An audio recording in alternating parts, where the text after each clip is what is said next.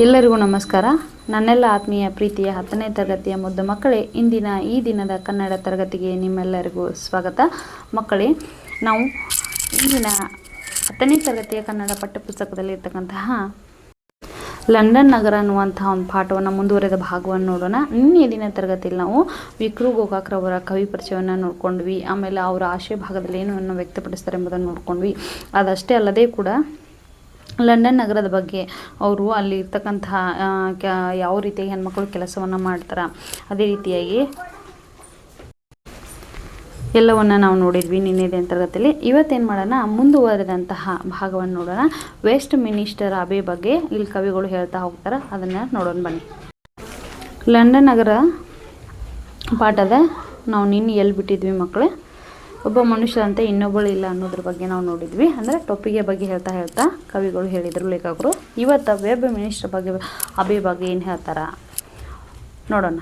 West minister Abe ಎಂಬ ಪ್ರಾರ್ಥನಾ ಮಂದಿರ ಕನಿಷ್ಠ 1000 ವರ್ಷದಷ್ಟು ಪುರಾತನವಾದ ಮಂದಿರ. ನೋಡಿ, ವೆಸ್ಟ್ ಮಿನಿಸ್ಟರ್ ಅಬೆ ಅನ್ನುವಂಥದ್ದು ಎಷ್ಟು ಸುಮಾರು ಇದೊಂದು ಪ್ರಾರ್ಥನಾ ಮಂದಿರ. ಮಕ್ಕಳು ಏನು ಹೇಳ್ತಿದ್ದಾರೆ, ವೆಸ್ಟ್ ಮಿನಿಸ್ಟರ್ ಅಬೆ ಅನ್ನುವಂಥದ್ದು ಒಂದು ಪ್ರಾರ್ಥನಾ ಮಂದಿರ. ಅದು 1000 ವರ್ಷದಷ್ಟು ಹಳೆಯದಾಗಿರ್ತಕ್ಕಂತಹ ಮಂದಿರ.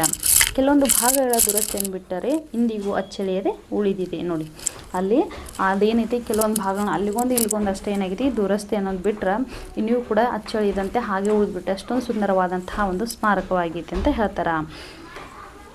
ಇಲ್ಲಿ ಸಂತ ಸಾರ್ವಭೌಮರು, ಮಲಗಿರುವವರು, ಕವಿ ಪುಂಗವರು, ಹೊರಗಿರುವವರು, ಸತ್ತವರ ಸ್ಮಾರಕವೆಂದು ಇದಕ್ಕಿಂತ ಘನತರವಾದ ಮಂದಿರವು ಜಗತ್ತಿನಲ್ಲಿ ಇನ್ನೆಲ್ಲಿಯೂ ಇರಲಾರದು. ನೋಡಿ, ಇದೊಂದು ಪ್ರಾರ್ಥನಾ ಮಂದಿರ. ಇಲ್ಲಿ ಮಹಾಪುರುಷರ ಒಂದು ಸ್ಮಾರಕ ಅಂತಾನೆ ಕೂಡ ಇದನ್ನು ನಾವು ಕರಿತೀವಿ.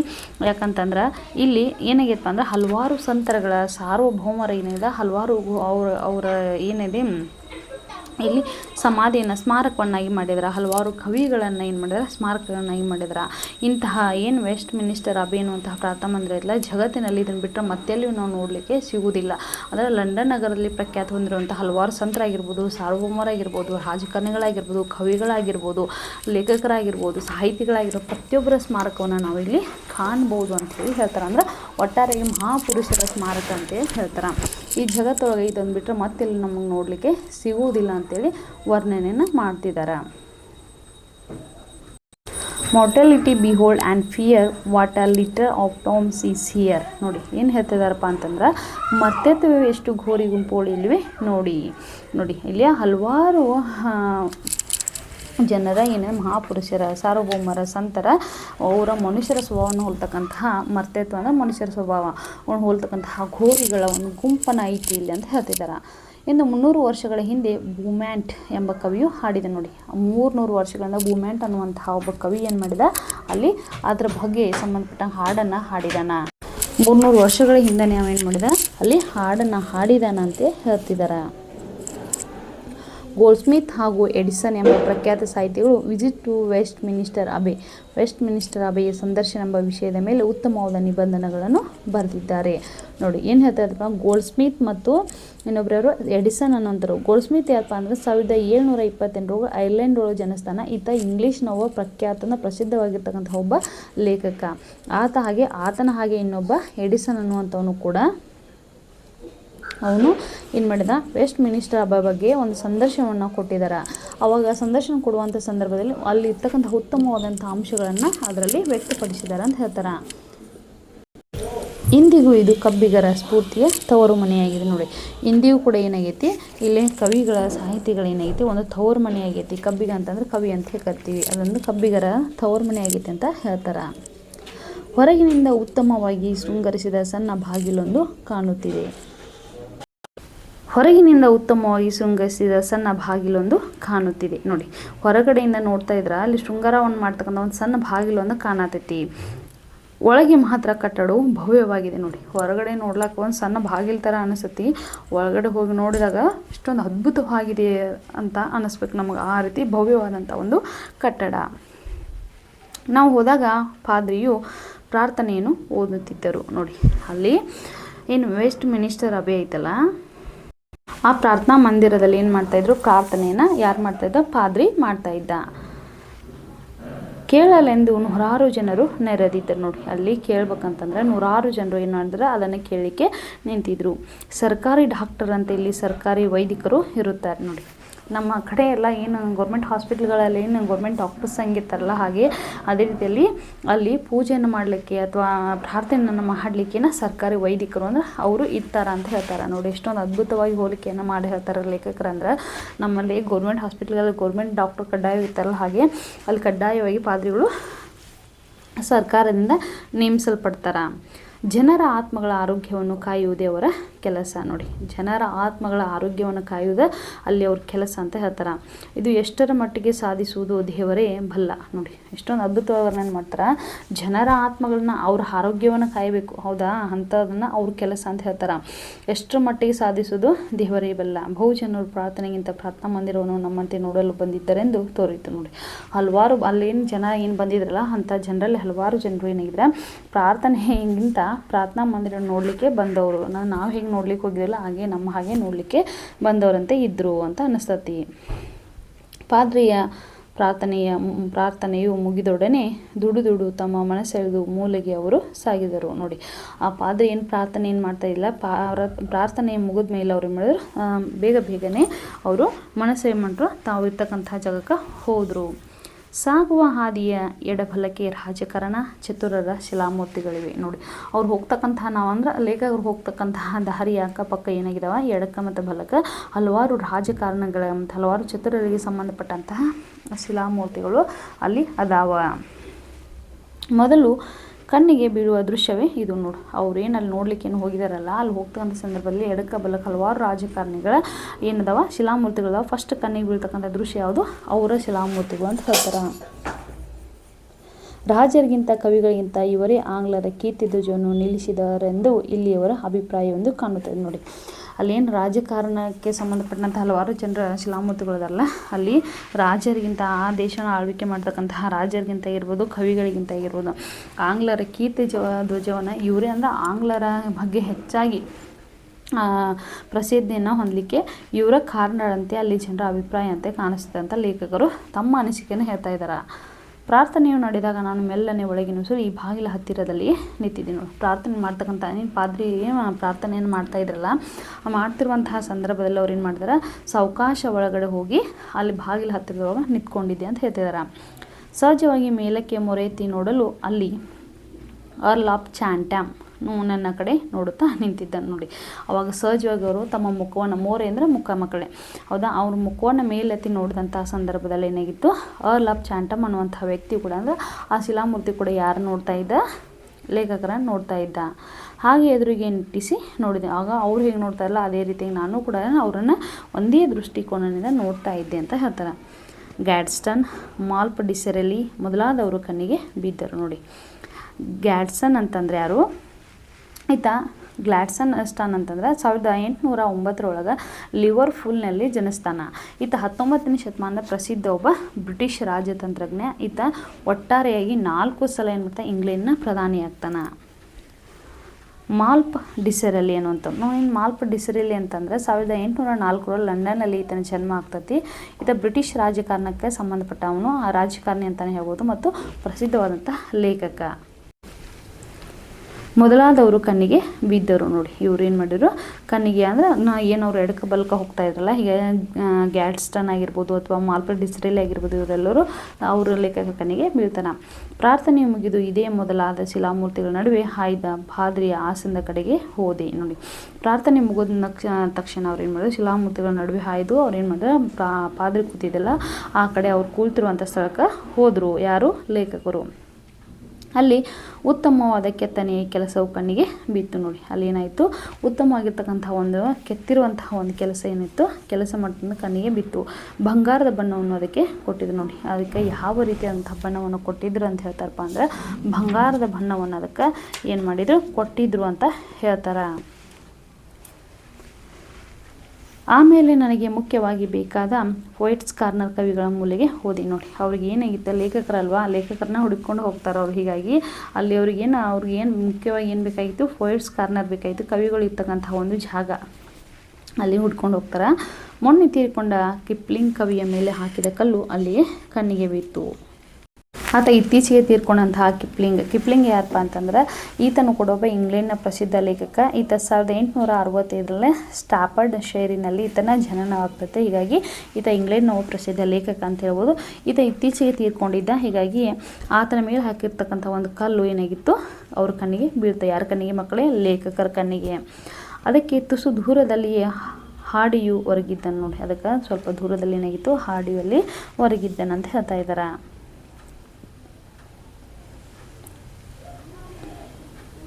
ಮ್ಯಾಕಲೆ, ಜಾನ್ಸನ್, ಗೋಲ್ಡ್ಸ್ಮಿತ್, ಡ್ರೈಡನ್ ಎಲ್ಲರಿಗೂ ಒಂದೊಂದು ಹಿಡಿ ಮಣ್ಣನ್ನು ನಾವು ಕೊಡುವಂತೆ ಒಂದೊಂದು ಕಲ್ಲನ್ನು ಇಲ್ಲಿ ಕೊಟ್ಟಿದ್ದಾರೆ ನೋಡಿ. ಮ್ಯಾಕಲೆ ಅಂತಂದರೆ ವ್ಯಕ್ತಿಗಳು ಇವರೆಲ್ಲ. ಜಾನ್ಸನ್ ಯಾರಪ್ಪ ಅಂತಂದ್ರೆ ಇದು 1709 ಸ್ಟಾಫರ್ಡ್ ಶೈರ್ನಲ್ಲಿ ಈತನು ಕೂಡ ಜನನವಾಗ್ತದೆ. ಈತನು ಇಂಗ್ಲೆಂಡ್ನ ಪ್ರಸಿದ್ಧ ಲೇಖಕ ನೋಡಿ. ಮ್ಯಾಕಲೆ ಆಗಿರ್ಬೋದು, ಜಾನ್ಸನ್ ಆಗಿರ್ಬೋದು, ಗೋಲ್ಡ್ಸ್ಮಿತ್ ಆಗಿರ್ಬೋದು, ಈತನು ಇಂಗ್ಲೀಷ್ ಪ್ರಸಿದ್ಧ ಲೇಖಕ. ಆಮೇಲೆ ಡ್ರೈಡನ್ ಆಗಿರ್ಬೋದು, ಇವರೆಲ್ಲ ಕೂಡ ಈತನ ಒಬ್ಬ ಭಾಷಾಂತಕಾರ ಮತ್ತು ವಿಮರ್ಶಕರ. ಯಾರು? ಡ್ರೈಡನ್. ಈತ ಇಂಗ್ಲೆಂಡ್ ಒಳಗೆ 1631 ಈತನ ಜನ್ಮ ಆಗುತ್ತೆ. ಈತ ಒಬ್ಬ ಪ್ರಸಿದ್ಧ ಭಾಷಾಂತಕಾರ ಮತ್ತು ವಿಮರ್ಶಕನಾಗಿದ್ದ. ಇವರಿಗೆ ಒಂದೊಂದು ಹಿಡಿ ಮಣ್ಣು ನಾವು ಹೇಗೆ ಸತ್ತವರಿಗೆ ಒಂದೊಂದು ಹಿಡಿ ಮಣ್ಣು ಹಾಕ್ತೀವಲ್ಲ, ಆ ರೀತಿಯಾಗಿ ಏನಾಗಿತ್ತು ಅವರು ಕೂಡ ಒಂದೊಂದು ಕಲ್ಲನ್ನು ಇಲ್ಲಿ ಕೊಟ್ಟಿದ್ದಾರೆ ಅಂತ ಹೇಳ್ತಾ ಇದ್ದಾರೆ. ಈ ಕಲ್ಲಿನ ಮೇಲೆ ಹಾಯ್ದಾಡುತ್ತಾ ನಾವು ಹೋಗುತ್ತೇವೆ. ಈ ಕಲ್ಲುಗಳ ಮೇಲೆ ಅವ್ರು ದಾಟ್ಕೊಂಡು ಹೋಗ್ತಾರೆ. ಪ್ರತಿಯೊಂದು ಹೆಜ್ಜೆಯ ಬುಡಕ್ಕೆ ವಿದ್ಯೆಯ ಭಾರವನ್ನು ತುಳಿಯುತ್ತೇವೆ ನೋಡಿ. ಪ್ರತಿಯೊಂದು ಹೆಜ್ಜೆಗೆ ಹೋಗಬೇಕಾದ್ರೆ ನಾವು ವಿದ್ಯೆಯ ಭಾರವನ್ನು ಅಂದರೆ ಅಷ್ಟೊಂದು ಸುಂದರಮಯವಾಗಿ ಅವರು ಜೀವಮಾನದಲ್ಲಿ ಮಾಡುವಂಥ ಸಾಧನೆಗಳಲ್ಲಿ ಕೆತ್ತಿದ್ದಾರೆ. ಅಡಿಗಡಿಗೆ ಇತಿಹಾಸವನ್ನು ದಾಟುತ್ತೇವೆ ನೋಡಿ. ನಾವು ದಾಟಬೇಕಾದ್ರೆ ಸುಮ್ಮನೆ ಅವ್ರ ಫೋಟೋವನ್ನು ಅಥವಾ ಅವ್ರ ಶಿಲಾಮೂರ್ತಿ ನೋಡ್ಕೊಂಡು ಹೋಗಲ್ಲ. ಅಲ್ಲಿ ಅವರ ಜೀವಮಾನಕ್ಕೆ ಸಂಬಂಧಪಟ್ಟಂಥ ಅವ್ರ ಸಾಧನೆ ಮಾಡಿರ್ತಾರ ಪ್ರತಿಯೊಂದು ಅಂಶಗಳಲ್ಲಿ ಕೆತ್ತಿದ್ದಾರೆ. ಅವುಗಳು ನಾವು ದಾಟ್ತಾ ಹೋಗ್ತೀವಿ. ಎಂಥ ವಿಚಿತ್ರ ನೋಡಿ. ಪ್ರತಿಯೊಂದು ಅಂಶಗಳು ನಾವು ಜಾನ್ಸನ್ ಅಂದ ತಕ್ಷಣ ಆತನ ಶಿಲಾಮೂರ್ತಿ ನೋಡಿ ಕೇವಲ ಆತ ಒಬ್ಬ ಕವಿ ಅಂತ ಅಷ್ಟೇ ಅನ್ಕೋಂಗಿಲ್ಲ. ಆತನಿಗೆ ಸಂಬಂಧಪಟ್ಟಂತಹ ಪ್ರತಿಯೊಂದು ಅಂಶಗಳು ನಾವು ಓದ್ತಾ ಹೋಗ್ತೀವಿ ಅಂತ ಹೇಳ್ತಾ ಇದ್ದಾರೆ. ನಾನು ಹಾಯ್ದು ಹೋಗುವಾಗ ಒಂದು ಸಣ್ಣ ಕಲ್ಲು ಪಾಟಿಯ ಮೇಲೆ ಸಣ್ಣದಾದ ಅಕ್ಷರಗಳಿದ್ದವು ನೋಡಿ. ಕವಿಗಳು ಹಾಯ್ದು ಹೋಗ್ತಿರುವಂತಹ ಸಂದರ್ಭದಲ್ಲಿ ಏನಾಗಿತ್ತು, ಒಂದು ಸಣ್ಣ ಕಲ್ಲು ಪಾಟಿಯ ಮೇಲೆ ಅಂದರೆ ಆ ಹಲಗೆಯ ಮೇಲೆ ಏನಾಗಿತ್ತು, ಒಂದು ಸಣ್ಣದಾಗಿರ್ತಕ್ಕಂಥ ಅಕ್ಷರಗಳನ್ನ ಬರೆದಿದ್ದರು. ತುಳಿಯುವಷ್ಟರಲ್ಲಿ ಅವು ನನ್ನ ಕಣ್ಣಿಗೆ ಬಿದ್ದವು ನೋಡಿ. ಅವ್ರು ಹೋಗ್ತಿರುವಂಥ ಸಂದರ್ಭದಲ್ಲಿ ಅವುಗಳು ಕಣ್ಣಿಗೆ ಬೀಳ್ತಾವೆ. ಓದಿದೆ, ಓ ಅಪರೂಪ ಬೆನ್ ಜಾನ್ಸನ್ ಎಂದಿತ್ತು ನೋಡಿ. ಅದರಲ್ಲಿ ಏನಿತ್ತು, ಓ ಅಪರೂಪ ಬೆನ್ ಜಾನ್ಸನ್ ಅನ್ನುವಂಥದ್ದು ಇತ್ತು. ಎಂಥ ಪ್ರಖ್ಯಾತ ನಾಟಕಕಾರನು ಕಾಲು ಕೆಳಗೆ ಹಾಕಿ ತುಳಿದಿದ್ದೇನಲ್ಲ ಎಂದುಕೊಂಡೆ ನೋಡಿ. ಅವಾಗ ಏನಂತಾರವ್ರು, ಎಂಥ ಅದ್ಭುತವಾದಂಥ ಪ್ರಖ್ಯಾತ ನಾಟಕಕಾರನ ನಾನು ಕಾಲು ಕೆಳಗೆ ಹಾಕ್ಕೊಂಡು ತುಳ್ಕೊಂಡು ಬಿಟ್ನಲ್ಲಪ್ಪ ದೇವ್ರೆ ಅಂಥೇಳಿ ಅನ್ಕೋತಾರೆ. ಯಾರ ಕಣ್ಣಿಗೂ ಸಹಜವಾಗಿ ಬೀಳದ ಒಂದು ಶಿಲಾಮೂರ್ತಿಯು ಮೂಲೆಯಲ್ಲಿತ್ತು ನೋಡಿ. ಹಲವಾರು ಜನರು ಅಲ್ಲಿ ದಾಟಿ ಹೋಗ್ತಿರುವಂಥ ಸಂದರ್ಭದಲ್ಲಿ ಯಾರ ಕಣ್ಣಿಗೆ ಬೀಳ್ತಕ್ಕಂತಹ ಒಂದು ಸುಂದರವಾಗಿರ್ತಕ್ಕಂಥ ಶಿಲಾಮೂರ್ತಿ ಮೂಲೆ ಒಳಗೆ ನಿಂತಿತ್ತು. ಮಣಿದು ಅದನ್ನು ನೋಡಿದ್ದೀನಿ ನೋಡಿ. ಅವ್ರೊಂದು ಸ್ವಲ್ಪ ಅದನ್ನು ಮಾಡ್ತಾರೆ, ಸ್ವಲ್ಪ ಬಗ್ಗಿ ಅದನ್ನು ನೋಡ್ತಾರೆ. ಲೇಖಕರು ಅದನ್ನು ಏನಿದೆ ಇದು ಇಷ್ಟೊಂದು ಅದ್ಭುತವಾಗಿದೆ ಅಂತ ನೋಡ್ತಾರೆ. ವರ್ಡ್ಸ್ವರ್ತನು ಅಲ್ಲಿ ತಪಶ್ಚರ್ಯಕ್ಕೆ ಕುಳಿತಿದ್ದರು ನೋಡಿ. ವರ್ಡ್ಸ್ವರ್ತ್ ಏನಾಗಿದ್ದ ಅಲ್ಲಿ, ಅದು ವರ್ಡ್ಸ್ವರ್ತನ ಶಿಲಾಮೂರ್ತಿಯಾಗಿತ್ತು. ಈ ವರ್ಡ್ಸ್ವರ್ತ್ ಯಾರಪ್ಪ ಅಂತಂದರೆ ಈತ ಒಬ್ಬ ಆಂಗ್ಲ ಕವಿ ಅಂತ ಹೇಳ್ಬೋದು. ಬ್ರಿಟನ್ನಿನ ರಾಷ್ಟ್ರಕವಿ ಅಂತ ಹೇಳಿರ್ತಾರೆ. 18ನೇ ಶತಮಾನದ ಒಬ್ಬ ಕವಿ ಈತ. ವರ್ಡ್ಸ್ವರ್ತನಂಥವರನ್ನು ಅವರು ಮೂಲೆಗೊತ್ತಿ ಬಿಟ್ಟಿದ್ದಾರೆ ನೋಡಿ. ಅಲ್ಲಿ ವರ್ಡ್ಸ್ವರ್ತನಂಥವರು ಕೂಡ ಹಲವಾರು ಜನರನ್ನು ಅವರು ಮಾಡಿದ್ರೆ ಮೂಲೆಗಳಲ್ಲಿ ನಿಲ್ಲಿಸಿದ್ದಾರೆ. ಆದರೂ ಆ ಕವಿಗಳ ಮೂಲೆಯಲ್ಲಿ ನಡೆದಾಗ ಒಂದು ಭವ್ಯತೆಯು ಬಂದು ಕಣ್ಣೆದುರು ನಿಲ್ಲುತ್ತದೆ. ಅದ್ರ ಬಗ್ಗೆನೂ ಅವರು ಏನು ಮಾಡಿದಾರೆ, ಹಲವಾರು ಜನರನ್ನಲ್ಲಿ ಮೂಲೆಗೆ ನಿಂದಿಸಿದಾರೆ ಅಂತ ಹೇಳ್ತಾ ಇದ್ದಾರೆ ಕವಿಗಳು. ಅಷ್ಟೇ ಅಲ್ಲದೆ ಕೂಡ ಅಲ್ಲಿ ಹೋಗ್ತಿರ್ಬೇಕಾದ್ರೆ ನಮ್ಗೆ ಸುಂದರವಾದಂಥ ಒಂದು ದೃಶ್ಯ ನಮ್ಗೆ ಕಾಣಿಸುತ್ತೆ. ಹೃದಯವು ಕಂಪಿಸುತ್ತದೆ, ತಪ್ಪು ಹೆಜ್ಜೆ ಹಾಕಬಹುದೆಂಬ ಹೆದರಿಕೆಯು ಹಿಡಿದು ನಿಲ್ಲಿಸುತ್ತದೆ ನೋಡಿ. ನಮ್ಮ ಜೀವಮಾನದಲ್ಲಿ ಏನಾದರೂ ನಾವು ತಪ್ಪನ್ನು ಮಾಡ್ಬೋದು ಅನ್ನುವಂಥ ಒಂದು ಭಯ ಏನೈತಲ್ಲ, ಅದು ನಮ್ಮನ್ನು ಹಿಡಿದುಕೊಂಡು ನಿಲ್ಲಿಸುತ್ತೆ. ಕಡೆಗೆ ದಿಕ್ಕು ತಪ್ಪಿದಂತಾಗಿ ಯಾರನ್ನು ತುಳಿದರೇನು, ಎಲ್ಲಿ ಹೆಜ್ಜೆ ಹಾಕಿದರೇನೆ, ಎಲ್ಲವೂ ಅಷ್ಟೇ ಮಣ್ಣು ಎಂದು ಮನಸ್ಸಿಗೆ ಬಂದಂತೆ ಮನುಷ್ಯನು ನಡೆಯ ಹತ್ತುತ್ತಾನೆ ನೋಡಿ. ಏನು ಹೇಳ್ತಾರಪ್ಪ ಅಂದ್ರೆ, ಅಲ್ಲಿ ಹೆಜ್ಜೆ ಹೋಗ್ತಿರುವಂಥ ಸಂದರ್ಭದಲ್ಲಿ ನಾವು ಯಾರನ್ನು ದಿಕ್ಕು ತಪ್ಪಿಸಿದ್ರೇನ, ಯಾರನ್ನು ತುಳಿದು ಹೋದ್ರೇನ, ಯಾರ ಮೇಲೆ ಹೆಜ್ಜೆ ಹಾಕಿದ್ರೇನ, ಎಲ್ಲವೂ ಅಷ್ಟೇ ಮಣ್ಣು ಅಂತೇಳಿ ನಮ್ಮ ಮನಸ್ಸಿಗೆ ಬಂದಂಥ ಮನುಷ್ಯಲ್ಲಿ ನಡ್ಕೊಂಡು ಹೋಗ್ತಾನ ಅಂತ ಹೇಳ್ತಾರೆ. ಇದಕ್ಕೆ ಸಮೀಪವಾಗಿ ವೈಜ್ಞಾನಿಕರ ಮೂಲೆ ಇದೆ ನೋಡಿ. ಅದಕ್ಕೆ ಅಲ್ಲಿ ಸಮೀಪದಲ್ಲಿ ಫಸ್ಟ್ ಈ ಕವಿಗಳದಾಯ್ತು ಹೌದಾ. ಅಲ್ಲಿ ಹಲವಾರು ಜನರ ಕವಿಗಳನ್ನು, ಜಾನ್ಸನ್ ಆಗಿರ್ಬೋದು, ಡಿಸ್ರಲೆ ಆಗಿರ್ಬೋದು, ಗೋಲ್ಡ್ಸ್ಮಿತ್ ಆಗಿರ್ಬೋದು, ವರ್ಡ್ಸ್ವರ್ತ್ ಹಲವಾರು ಜನರ ಕವಿಗಳನ್ನು, ಡ್ರೈಡನ್ ಆಗಿರ್ಬೋದು, ಎಲ್ಲರನ್ನು ಕೂಡ ಏನು ಮಾಡಿದಾರೆ, ನಿಲ್ಲಿಸಿದ್ರೆ. ಅದಕ್ಕೆ ಸಮೀಪವಾಗಿಂಥ ಒಂದು ವೈಜ್ಞಾನಿಕರಿಗೆ ಅಂದರೆ ವಿಜ್ಞಾನಕ್ಕೆ ಸಂಬಂಧ, ವಿಜ್ಞಾನದಲ್ಲಿ ಸಾಧನೆ ಮಾಡಿದಂಥ ಹಲವಾರು ಜನರ ಶಿಲಾಮೂರ್ತಿಗಳಿದ್ದಂಥ ಒಂದು ಇದೈತಿ, ಮೂಲೆ ಐತಿ. ಅಂದರೆ ವೈಜ್ಞಾನಿಕ ಅಂದರೆ ವಿಜ್ಞಾನಕ್ಕೆ ಸಂಬಂಧಪಟ್ಟಂಥವ್ರು. ಇಲ್ಲಿ ನ್ಯೂಟನ್ನ ದೊಡ್ಡದಾದ ಶಿಲಾಮೂರ್ತಿಯನ್ನು ನಿಲ್ಲಿಸಿದ್ದಾರೆ ನೋಡಿ. ಅಲ್ಲಿ ಏನು ಮಾಡಿದಾರಪ್ಪ ಅಂದ್ರೆ ನ್ಯೂಟನ್ನ ಒಂದು ದೊಡ್ಡದಾಗಿರೋಂಥ ಶಿಲಾಮೂರ್ತಿಯನ್ನು ಕೆತ್ತಿದ್ದಾರೆ. ನ್ಯೂಟನ್ ಯಾರಪ್ಪ ಅಂತಂದರೆ ಈತ ಲಂಡನ್ ಒಳಗೆ 1642 ಈತನ ಜನ್ಮ ಆಗ್ತದೆ. ಈತ ಬ್ರಿಟನ್ನಿನ ಪ್ರಸಿದ್ಧ ವಿಜ್ಞಾನಿ. ಈತ ಚಲನ ನಿಯಮ ನ್ಯೂಟನ್ನ 3 ನಿಯಮಗಳು ಅಂತ ಕರಿತೀವಲ್ಲ, ಚಲನ ನಿಯಮಗಳನ್ನು ಈತ ಕಂಡುಹಿಡಿದಾನ. ಮತ್ತು ಬೆಳಕು 7 ವರ್ಣಗಳಿಂದ 7 ಬಣ್ಣಗಳಿಂದ ಕೂಡಿದೆ ಅಂತೇಳಿ ಸಾಬೀತನ್ನು ಪಡಿಸ್ತಾನ. ಡಾರ್ವಿನ್, ಹಸ್ಸೆಲ್ ಮೊದಲಾದವರ ಮೇಲೆ ಕಲ್ಲು ಒಗೆದಿದ್ದಾರೆ ನೋಡಿ. ಡಾರ್ವಿನ್ ಆಗಿರ್ಬೋದು. ಡಾರ್ವಿನ್ ಯಾರಪ್ಪ ಅಂತಂದರೆ ಈತನು ಕೂಡ ಇಂಗ್ಲೆಂಡ್ ಒಳಗೆ ಜನಿಸಿರೋಂತಹ ಒಬ್ಬ ಪ್ರಖ್ಯಾತ ವಿಜ್ಞಾನಿ. 1809 ಈತನ ಜನ್ಮ ಆಗುತ್ತೆ. ಈತ ವಿಕಾಸವಾದದ ಮೂಲ ಪುರುಷ ಯಾರು? ಡಾರ್ವಿನ್. ಆಮೇಲೆ ಹರ್ಷಲ್ ಈತ 1738 ಒಳಗೆ ಈತ ಜನಿಸ್ತಾನ. ಜರ್ಮನಿಯ ಒಬ್ಬ ಖಗೋಳ ವಿಜ್ಞಾನಿ ಅಂತ ಹೇಳ್ಬೋದು. ಸೂರ್ಯ ಆಗಿರ್ಬೋದು, ನಕ್ಷತ್ರ ಮತ್ತು ಸೂರ್ಯ ನಕ್ಷತ್ರಗಳಿಗಿರುವ ದೂರವನ್ನು ಕಂಡು ಹಿಡಿದವನು ಹರ್ಷಲ. ಇವ್ರ ಮೇಲೂ ಕೂಡ ಅವ್ರು ಏನು ಮಾಡಿದ್ದಾರೆ, ಶಿಲಾಮೂರ್ತಿಯನ್ನು ಕಲ್ಲು ಒಗೆದಿದ್ದಾರೆ ಅಂದ್ರೆ ಶಿಲಾಮೂರ್ತಿಯನ್ನು ಕೆತ್ತಿದ್ದಾರೆ. ಇದಕ್ಕೆ ಹತ್ತಿರದಲ್ಲಿ ವ್ಯಾಪಾರಿಗಳು, ವಾಸ್ತುಶಿಲ್ಪಿಗಳು, ಸರದಾರರು, ಸೇನಾಪತಿಗಳು ಮೊದಲಾದ ಅನೇಕರಿಗೆ ಜಾಗವು ದೊರೆತಿದೆ ನೋಡಿ. ಅದರ ಅಕ್ಕಪಕ್ಕದಲ್ಲಿ ಏನು ಮಾಡಿದ್ರೆ ಹಲವಾರು ಪ್ರಸಿದ್ಧಿಯಾಗಿರ್ತಕ್ಕಂಥ ವ್ಯಾಪಾರಿಗಳಾಗಿರ್ಬೋದು, ವಾಸ್ತುಶಿಲ್ಪಿಗರಾಗಿರ್ಬೋದು, ಅಥವಾ ಸರದಾರರಾಗಿರ್ಬೋದು, ಸೇನಾಪತಿಗಳು, ಹೀಗೆ ಹಲವಾರು ಮೇಲೆ ಜಾಗವನ್ನು ಕೊಟ್ಟಿದ್ದಾರೆ. ಆಮೇಲೆ ಅರಸರ ಅರಮನೆಗೆ ಹೋದೆ ನೋಡಿ. ಇದನ್ನೆಲ್ಲವನ್ನು ಕವಿಗಳು ಇಲ್ಲಿ ಏನು ಮಾಡಿದ್ರೆ, ಲೇಖಕರು ಕವಿಗಳಿರ್ತಕ್ಕಂಥ ಜಾಗಕ್ಕೆ ಹೋಗಿ ಅಲ್ಲಿ ಅದ್ಭುತವಾದಂಥ ವರ್ಣನೆಯನ್ನು ಹೇಳ್ತಾರೆ. ಅದಾದಮೇಲೆ ವಿಜ್ಞಾನಕ್ಕೆ ಸಂಬಂಧಪಟ್ಟವರು ಜಾಗಕ್ಕೆ ಹೋಗ್ತಾರೆ. ಅವ್ರನ್ನೆಲ್ಲವನ್ನು ನೋಡಿಕೊಂಡು ಅದಾದಮೇಲೆ ಕೊನೆಗೆ ಎಲ್ಲಿ ಬರ್ತಾರೆ, ಅವರು ಅರಸರು ಇರ್ತಕ್ಕಂಥ ಒಂದು ಅರಮನೆಗೆ ಅಂದರೆ ಅಲ್ಲಿ ಹೋಗ್ತಾರೆ. ಅರಸರು ಇರ್ತಕ್ಕಂಥ ಅರಮನೆಗೆ ಹೋಗ್ತಾರೆ. ರಾಜದಂಡವು ಕಿರೀಟವು ನೆಲಕ್ಕುರುಳಬೇಕು ಎಂಬುದು ನಿಜವಾಗಿದ್ದರೂ ಸತ್ತ ಮೇಲೆ ಅವ್ರಿಗೊಂದು ವಿಶಿಷ್ಟ ಸ್ಥಾನವನ್ನು ಕಲ್ಪಿಸಿದ್ದಾರೆ ನೋಡಿ. ರಾಜದಂಡ ಆಗಿರ್ಬೋದು, ಕಿರೀಟ ಆಗಿರ್ಬೋದು, ಒಂದಲ್ಲ ಒಂದ್ಸಲ ರಾಜನಾದರೂ ಒಂದಲ್ಲ ಒಂದ್ಸಲ ಮರಣವನ್ನು ಅಪ್ಪಲೇಬೇಕಲ್ವಾ. ಇಂಥ ಸಂದರ್ಭದಲ್ಲಿ ಸತ್ತು ಹೋದರೂ ಕೂಡ ಅಲ್ಲಿ ಹಲವಾರು ಅವರಿಗೆ ಅವ್ರದ್ದೇ ಆದಂಥ ಒಂದು ವಿಶಿಷ್ಟವಾದಂಥ ಸ್ಥಾನಗಳನ್ನಲ್ಲಿ ಕಲ್ಪಿಸಿ ಕೊಟ್ಟಿದ್ದಾರೆ. ಇದಕ್ಕೆ ರಾಯಲ್ ಚಾಪಲ್, ರಾಜ ವಿಭಾಗ ಎಂದು ಹೆಸರು ನೋಡಿ. ಅಲ್ಲಿ ಏನಿದ್ದಾರೆ ಅದಕ್ಕೆ ಸಪ್ರೇಟ್ ಆಗಿರುವಂಥ ಒಂದು ವಿಭಾಗವನ್ನು ಮಾಡಿದ್ದಾರೆ. ಅದಕ್ಕೇನು ಮಾಡಿದ್ರೆ ರಾಜ ವಿಭಾಗ ಅಂತ ಒಂದು ಹೆಸರನ್ನು ಕೊಟ್ಟಿದ್ದಾರೆ.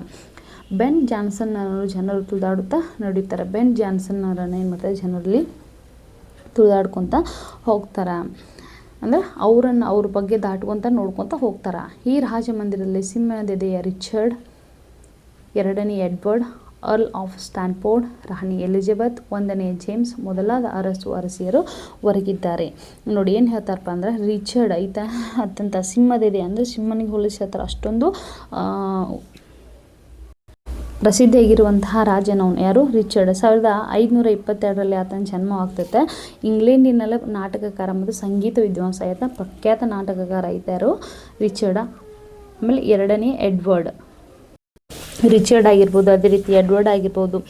ಆಮೇಲೆ ಆಲ್ ಆಫ್ ಸ್ಟ್ಯಾನ್ಫೋರ್ಡ್ ಆಗಿರ್ಬೋದು. ರಾಣಿ ಎಲಿಜಬೆತ್ ನೋಡಿ, ರಾಣಿ ಎಲಿಜಬೆತ್ಗೆ ಇಂಗ್ಲೆಂಡ್ನ ರಾಣಿ 1400 ಮತ್ತು ಡಿಸೆಂಬರ್ 31 ಏನು ಮಾಡಿದ್ರು, ಇಂಡಿಯಾದೊಳಗೆ ನಮ್ಮ ಭಾರತ ದೇಶವು ಈಸ್ಟ್ ಇಂಡಿಯಾ ಕಂಪನಿಯ ಸ್ಥಾಪನೆಯನ್ನು ಮಾಡಿದವಳು ಯಾರು?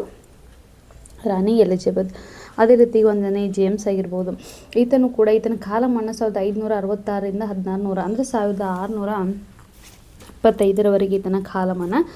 ಗ್ರೇಟ್ ಬ್ರಿಟನ್ ಮತ್ತು ಐರ್ಲೆಂಡಿನ ದೊರೆಯಾಗಿದ್ದ ಈತನ ಕಾಲದಲ್ಲಿ ಮತೀಯ ಮತ್ತು ರಾಜಕೀಯಕ್ಕೆ ಸಂಬಂಧಪಟ್ಟಂಥ ಹಲವಾರು ಸಮಸ್ಯೆಗಳೇನಾಗಿ ಅವಾಗ ಉದ್ಭವಿಸಿದವು ಅಂತ ಹೇಳ್ತಾರೆ. ಹೀಗಾಗಿ ರಿಚರ್ಡ್ ಆಗಿರ್ಬೋದು, ಎಡ್ವರ್ಡ್, ಆಮೇಲೆ ಸ್ಟ್ಯಾಫೋರ್ಡ್ ಆಗಿರ್ಬೋದು, ರಾಣಿ ಎಲಿಜಬೆತ್, ಆಮೇಲೆ 1ನೇ ಜೇಮ್ಸ್, ಹೀಗೆ ಹಲವಾರು ರಾಜ ರಾಣಿಯರಿಗೆ ಅಂದರೆ ಅರಸಿಯರಿಗೆ ಸಂಬಂಧಪಟ್ಟಂಥ ಶಿಲಾಮೂರ್ತಿಗಳು ನಾವಲ್ಲಿ ನೋಡ್ಬೋದು ಅಂತ ಹೇಳ್ತಾರೆ.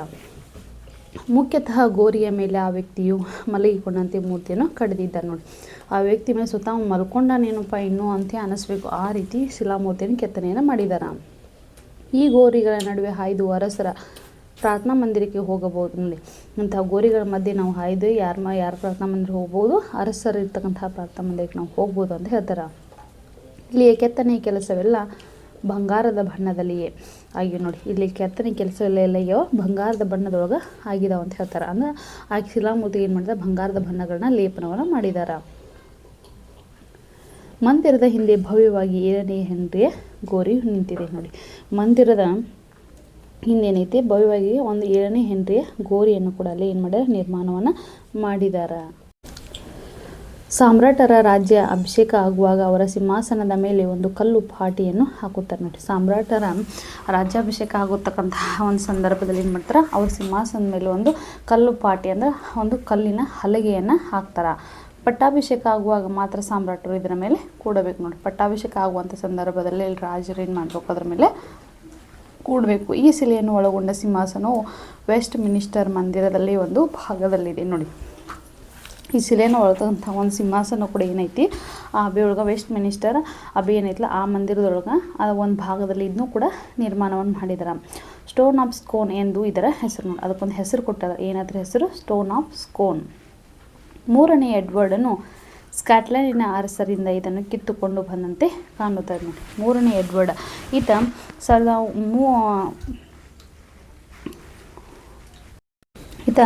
1327ರಲ್ಲಿ ಏನು ಮಾಡಿದ, ಇಂಗ್ಲೆಂಡ್ನಲ್ಲಿ ಡ್ಯೂಕ್ ಆಗಿದ್ದ. ಈತನ ಕಾಲದೊಳಗೆ ಇಂಗ್ಲೆಂಡ್ ಮತ್ತು ಫ್ರಾನ್ಸ್ ನಡುವೆ ದೀರ್ಘಕಾಲದಂಥ ಯುದ್ಧ ಏನಾಯಿತು ಆರಂಭವಾಯಿತು. ಹೀಗಾಗಿ ಅದು ಸ್ಕಾಟ್ಲೆಂಡ್ ಅರಸರಿಂದ ಅದನ್ನು ಕಿತ್ಕೊಂಡು ಬಂದಿರ್ತದ.